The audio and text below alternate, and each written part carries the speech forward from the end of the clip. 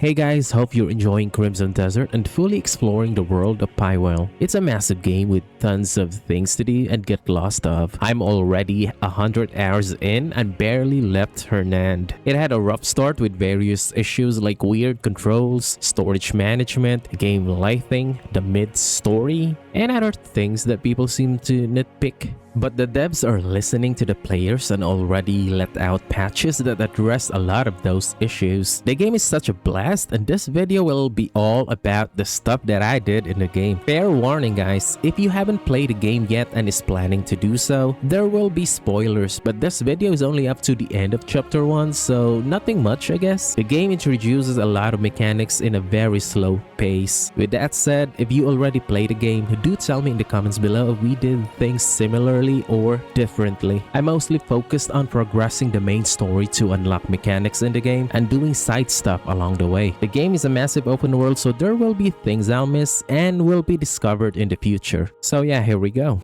The game starts at nighttime with a short scene of Kliff, a Greymane, and the main protagonist softly catching a firefly on the palm of his hand. He seems to be contemplating something. We then walk towards the camp of our fellow Greymanes, talk to the NPCs around to acquire knowledge and gather information to what is going on. Kliff's comrades are on edge. It seems they just came from a skirmish with an enemy called the Black Bears. They have lost some people on their side. One of them is Giles. He must be a close friend to Kliff. He said his goodbyes as he poured a drink on his grave. We then went inside the cabin with the Greymanes arguing and being frustrated about their missing comrades and wanting to eradicate the enemy Black Bears who are closing in on them. And then a dying messenger from an ambush suddenly came in yelling about incoming enemies and their leader Gian being dead. It was such a chaotic night for the Greymanes, with their leader being dead and all, and with fellow companions dying or scattered left and right. Unka getting a lot of wounds but still fighting and gets separated. Naira struggling and fighting back but got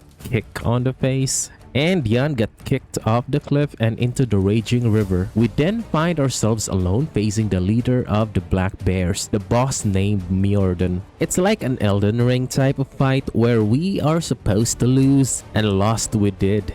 Kliff got brutally stabbed on the scene and got gutted and then thrown off the cliff, assumed to be dead. This scene kind of reminds me of an anime or a Kingdom Hearts game. We then woke up and found ourselves in a strange place. It has simple platforming and wall climbing, and a simple tutorial puzzle about how to use blinding light to open the door. After moving forward, there is a platform at the end that might have teleported Kliff to somewhere. That's an anime kind of shit, alright. Time skip to who knows when. We are being called by a man named Sebastian. He saved the unconscious Kliff from the river that time. We ignored him of course and proceeded with catching a raccoon, and even a flightless bird. Tried to shoot some ducks by the waterfalls, swam in and tried to retrieve the meat but got a water strider instead. And a rice fish? Gone and shot some flying birds again. And a goddamn flamingo? Went in the water to get the bird meat to no avail, so I just skinned one that was on the ground. Went back to Sebastian, whom I almost forgot. Got distracted by some folks fishing and scanned them to get knowledge on how to fish. Found a fishing rod nearby and proceed with fishing. Waited and reeled in the fish that bit. And there, I caught a small fish. Would you look at that? Oh yeah, I gotta follow Sebastian. I saw a dog. I pet the dog. Saw some flowers. I picked them up. They look like they could be useful. I already found a bunch of items that might be useful as we go on. Lol. Okay, back to following Sebastian now. Oh look, an axe and a piece of meat. And a bunch of berries here too.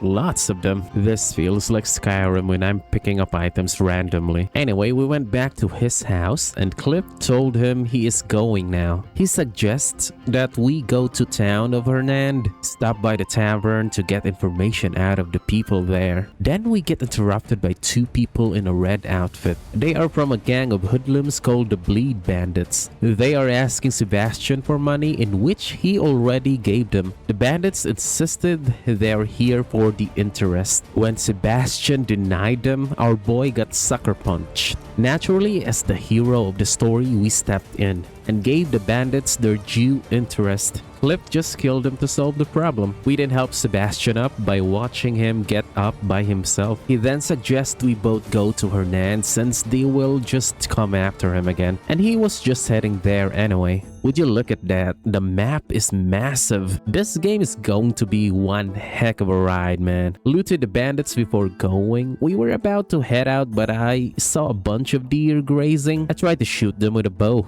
Venison achieved, baby. We were horseback riding to town, but then I saw a purple colored item on the minimap. I went to check and it was a sealed artifact. This thing gives you a challenge to overcome and get the artifact sealed within. Artifacts are like skill points you could use to upgrade your skills. We arrived at the mercenary camp just outside of Hernand Castle, where we said our goodbyes and went our separate ways. And Chapter 1 begins. The first encounter. My adventure finally begins. But wait, I need to put my stuff in the storage first. Alright, time to head out. Oh, there's a dog. Come here, boy. Tried going into the castle, but the guards won't let me in due to how I look, I guess. Kliff does look dangerously intimidating. Found an axe by the tree and learned about logging mechanics. So I tried it out to get wood for something. The wood is mostly used for upgrading bows and some shields. Man, it's raining hard. Climate also affects your character in this game, like in some survival games. Anyway, I tried climbing a bell tower for some reason, then rang the bell. This part kind of reminds me of the Assassin's Creed games. This will remove some fog in the world map and reveal the area around the bell tower. Surprisingly, a shy resident came out of nowhere and told me to find his friends scattered all around near some bell towers. These little kids looking people kind of reminds me of the hobbits. I went and saw a notice board and grabbed some posters there. So this is how you get some side quests from the townspeople. Just as Sebastian suggested, I went into the tavern, talked to the tavern lady named Dahlia, and browsed what she was selling. I still don't have money at this point, so I went and sold some items like the shield I found somewhere and some bugs I caught along the way. I gifted her some flower pots that I found somewhere lying around. This increases her trust value, which could be useful in the future, like that affection mechanic in Dragon's Dogma. Then proceed with challenging a sellsword with an arm wrestling and won. There was also a cooking recipe behind the tavern lady. I read the recipe and learned about the cooking mechanic. Cooking is very useful for healing and buffs. Then went outside to see an old beggar lying on a sealed sewer door. Gave him a small amount of money for food. He gave me a mysterious key in return and was very cryptic about it. He then left and vanished into thin air. Heard a woman's voice asking for help down the sewer. So I went in there to investigate. I destroyed some barrels down here and they drop items like food ingredients, crafting items, and money. Kind of like in Zelda games. There is a lot of jars down here too, so I grabbed a lot of them.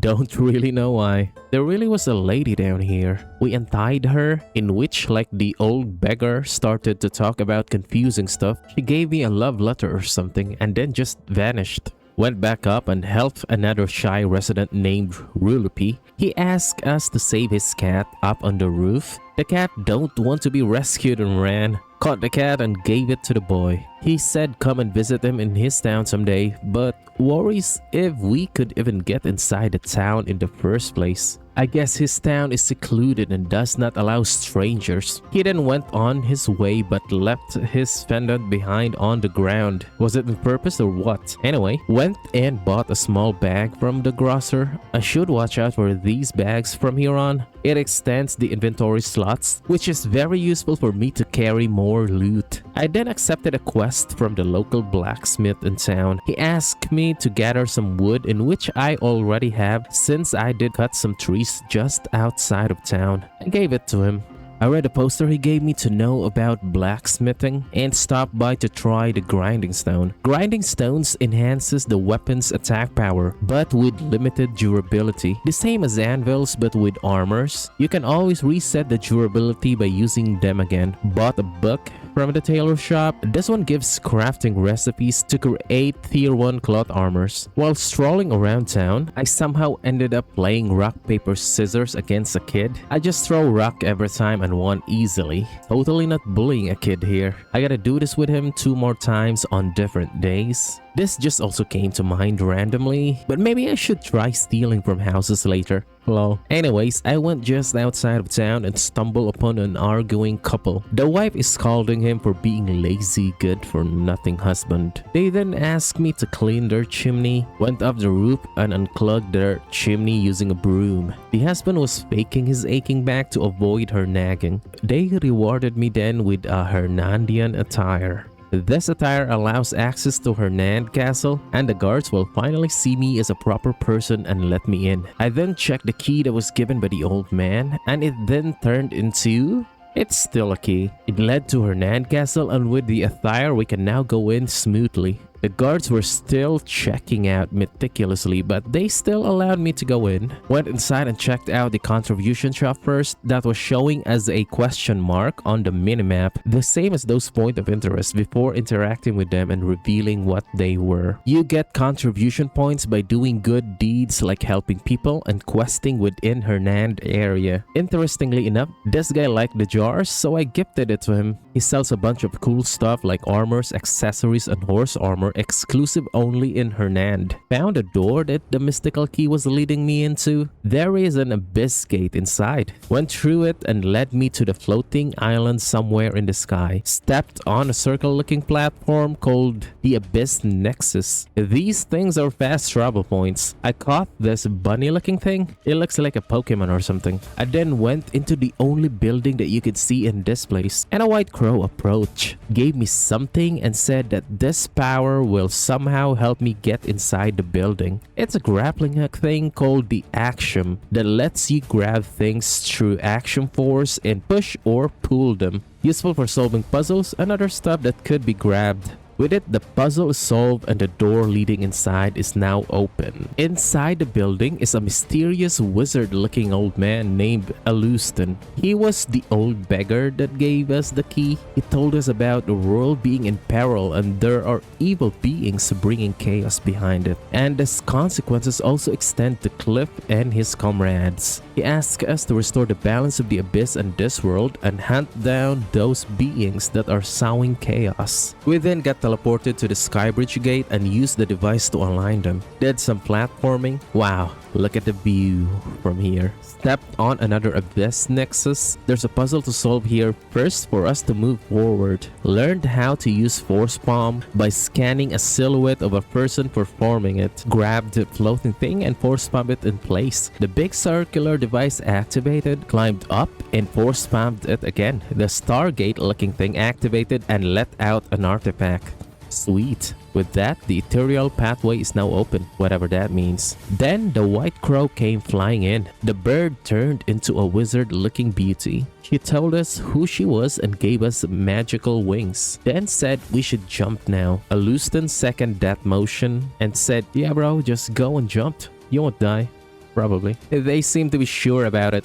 So fuck it, let's go. It was a scam though. These things aren't wings for flapping and flying. It is meant for gliding and also functions as a parachute. With that said, skydiving is fun as hell. The view from here is breathtaking. And boom, I managed to land safely, and that is the end of chapter 1. If you watched the video up to this point, thank you. And that is it for now guys. I will make more of this video if it does well. Do tell me in the comments below what you think of the earlier parts of the game. And don't forget to like and subscribe. Take care.